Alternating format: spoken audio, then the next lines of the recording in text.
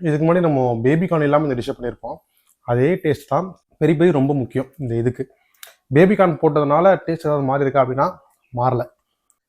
Maybe பேபிகார்னில் ஏதாவது நான் மசாலா போட்டு சுட்டு இதில் வச்சுருந்தா டேஸ்ட் மாறி இருக்குமான்னு தெரில.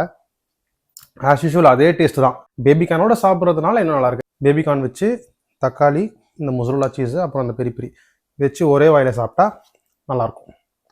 நான் சாப்பிட்டு காட்டுற பாருங்க.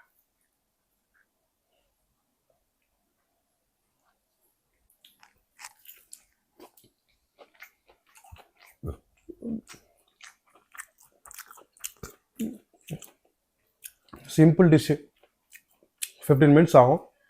நீங்கள் இப்போ ஸ்க்ரீனில் பார்க்குறதுக்கான காஸ்ட்டு. ஸ்நாக்ஸ் மாதிரி நீங்கள் செஞ்சு சாப்பிட்டுக்கலாம். ரொம்ப சிம்பிளாக நல்லா வந்திருக்கு. எல்லாருக்கும் இந்த டிஷ்ஷு பிடிக்குமானா சந்தேகம் தான். நீங்கள் பெரிய பெரிய கொஞ்சம் எக்ஸ்ட்ராவாக ஆட் பண்ணிங்கன்னா எல்லாருக்கும் பிடிக்கும். மற்றபடி ஜென்ரலாக சாப்பிட்லாம். அவ்வளோ மோசமாலாம் இல்லை, நல்லா தான் வந்திருக்கு. சாப்பிட்லாம்.